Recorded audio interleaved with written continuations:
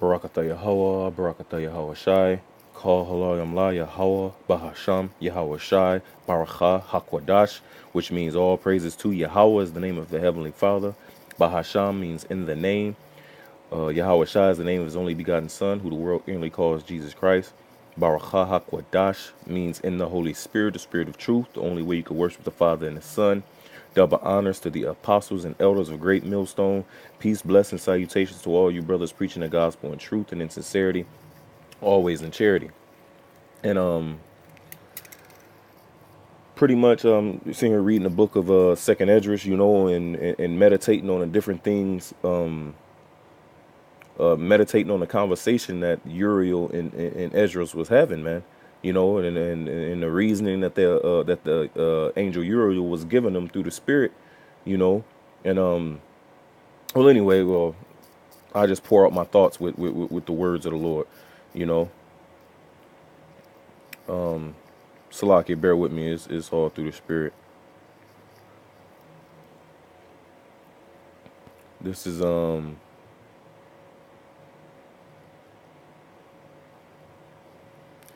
is First Corinthians 11.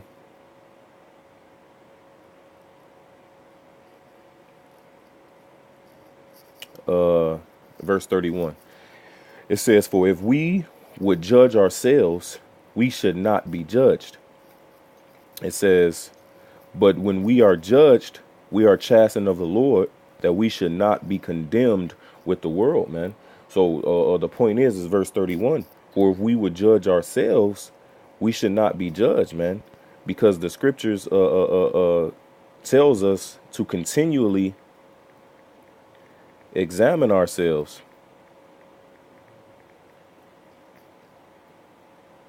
This is 2 Corinthians 13 and 5. It says, "Examine yourselves whether ye be in the faith.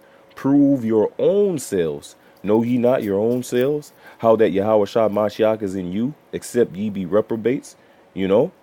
So you got to continually examine and correct and judge yourself, man. You know? Because the biggest battle, the biggest enemy, the biggest fight that you're going to have in this faith is against yourself, man. You see, God's quick to point out what another brother doing, or quick to cuss out Esau, or quick to say this and that without examining themselves, man, without correcting and checking your own self first, man.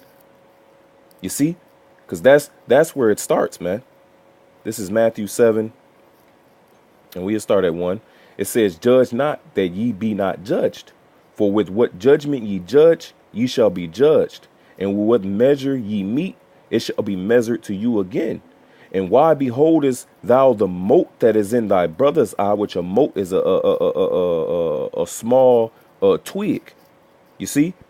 So the brother got a small twig in his eye, but consider it's not the beam that is in thy own eye, man. You got a big ass log in your face, man. But I'm going to just keep reading. Verse 4. "Or how wilt thou say to thy brother, Let me pull out the mote out of thy eye, and behold, a beam is in thy own eye? Thou hypocrite, first cast out the beam out of thy own eye, and then shalt thou and then shalt thou see clearly to cast out the mote out of thy brother's eye." You see? So this all goes into self-examination, man. Making sure first and foremost yourself is on point. Making sure you dealing in the spirit directly and correctly. Making sure you dealing with brothers, man, directly and correctly, according to as the scriptures tell us. You see? So I'm gonna get into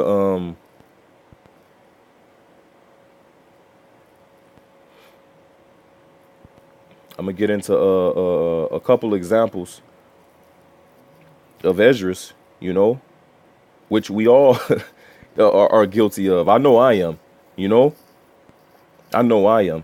Hey, because this lesson is first and foremost to me, But we're gonna start in 2 Esdras 4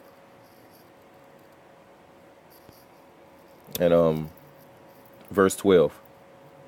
Because Esdras was asking different questions, to the angel, wait, why would the Lord allow this, and why didn't the Lord do that, and this and so forth, right? But we're gonna get to the point. This is Second Esdras 4 and verse 13. He answered me and said, I went into a forest, into a plain, and the trees took counsel, and said, Come, let us go and make war against the sea, that it may depart away before us, and that we may make us more woods. The floods of the sea also is in like Salaki, the floods of the sea also in like manner took counsel and said, Come, let us go up and subdue the woods of the plain, that there also we may make us another country. The thought of the wood was in vain, for the fire came and consumed it. The thought of the floods of the sea came likewise to naught, for the sand stood up and stopped them. If thou wert judged now betwixt these two, whom wouldest thou begin to justify, or whom wouldest thou condemn? I answered and said, Verily, it is a foolish thought that they both have devised. For the ground is given unto the wood, and the sea also hath his place to bear his floods. Then answered he me and said, Thou hast given a right judgment. But why judgest thou not thyself also, man? So the angel gave him a comparison of the wood and the sea, which was a comparison of what Esdras was wanting to know. Verse 21, for like as the ground is given unto the wood, and the sea to his floods, even so they that dwell upon the earth may understand nothing but that which is upon the earth, and he that dwelleth above the heavens may only understand the things that are above the height of the heavens. Then answered I and said, I beseech thee, O Lord, let me have understanding. You see, so he rightly judged the matter when it didn't concern him. You see, but he gave him a similitude. He gave him a parable so he could see that it was him that was, just like how Nathan came to King David and he gave him that similitude. And he told him at the end of it, he said, Thou art that man that did it. And King David understood that because he was ready to place judgment. But he seen that it was him that was in the fault, man. You see? So it's the same things with us, man. We must continually examine ourselves, man, thoroughly, man. Jake be quick to judge another matter, but yet, but you can't judge yourself. I'm going to read it again. 2 Esdras 4 and 20. Then answered he me and said, Thou hast given a right judgment, but why judgest thou not thyself also, man? You see? So let's go to the other example. This is 2 Esdras 9, because I don't want to make this long and drawn out. This is 2 Esdras 9. And we get straight to the point, verse 38. Because Esdras was praying and crying out to the Lord once again, and about the state of our people, us suffering such things, so forth and so on when you read the book of Esdras. But this is 2 Esdras 9 and 38. It says, And when I spake these things in my heart, I looked back with my eyes, and upon the right side I saw a woman, and behold, she mourned and wept with a loud voice, and was much grieved in heart, and her clothes were rent, and she had ashes upon her head. Now, when you read the totality of what Esdras is seeing, is actually a vision. It's not an actual woman. But the Lord is showing him this just so he can understand his own thoughts. If I articulated that correctly, if you brothers are still with me, verse 39. Then let I my thoughts go that I was in, and turn me unto her, and said unto her, Wherefore weepest thou? Why art thou so grieved in thy mind? And she said unto me, now mind you, Esdras was just grieved in his mind. He was just weeping in the wilderness, in the forest, man. He was just grieved in the mind and weeping and sad. So when he seen her, he let his thoughts go to go comfort her, right? It says, and she said unto me, Sir, let me alone, that I may bewail myself and add unto my sorrow, for I am sore vexed in my mind and brought very low. And I said unto her, What aileth thee? Tell me. She said unto me, I, thy servant, have been barren and had no child, though I had an husband 30 years. In those 30 years I did nothing else day and night and every hour but make my prayer to the highest. After 30 years the Most High heard me, thy handmaid, looked upon my misery, considered my trouble, and gave me a son. And I was very glad of him. So was my husband also, and all my neighbors, and we gave great honor unto the Almighty. And I nourished him with great travail. So when he grew up and came to the time that he should have a wife, I made a feast. So we're going to go into the 10th chapter. It says, and And it so came to pass that when my son was entered into his wedding chamber, he fell down and died. Then we all overthrew the lights, and all my neighbors rose up to comfort me. So I took my rest unto the second day at night. And it came to pass, when they had all left off to comfort me, to the end I might be quiet, then rose I up by night and fled, and came hither into this field, as thou seest. And I do now purpose not to return into the city, but here to stay, and neither to eat nor drink, but continually to mourn and to fast until I die. Then left I the meditations wherein I was, and spake to her in anger. You see, so she told her what she was mourning for, and Esdras got pissed, man. Here's verse 6. It says, "Thou foolish woman, above all other, seest thou not our mourning, and what happeneth unto us? How that Zion our mother is full of all heaviness, and much humbled, mourning very sore. And now, seeing we all mourn and are sad, for we are all in heaviness, art thou grieved for one son? For ask the earth, and she shall tell thee that it is she which ought to mourn for the fall of so many that grow upon her. For out of her came all at the first, and out of her shall all others come. And behold, they walk almost all into destruction, and a multitude of them is utterly rooted out." You know, because the earth is the mother of us all, man. We all come out of the earth, as it is written in Sirach. It says that we all come from the mother of all things, and we all shall return unto her.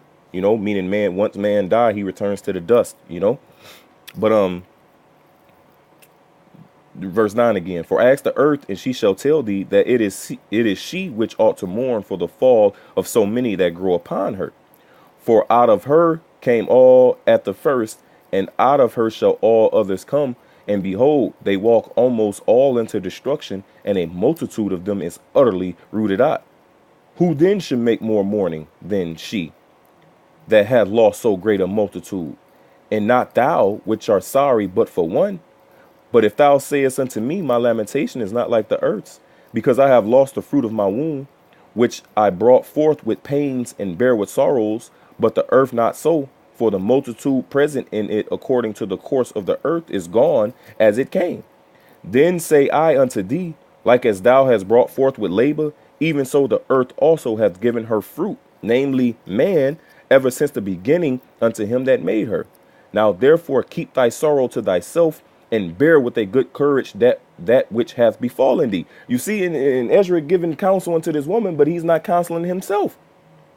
You see, we should bear with a good courage what have befallen us, man. According to 2 Maccabees, the 6th chapter, all this was done unto us for our chastisement, man, for our correction. You see, it says, verse 16, "For if thou shalt acknowledge the determination of the Most High to be just, thou shalt both receive thy son in time, and shall be commended among women." So the same judgment that Ezra is given unto this woman, you see, he didn't consider it himself, man. And that's what we must do, man. We must consider ourselves first and foremost, man. So when we give in judgment, make sure that we apply it to ourselves first and foremost, man. What it says in Sirach, let me find that.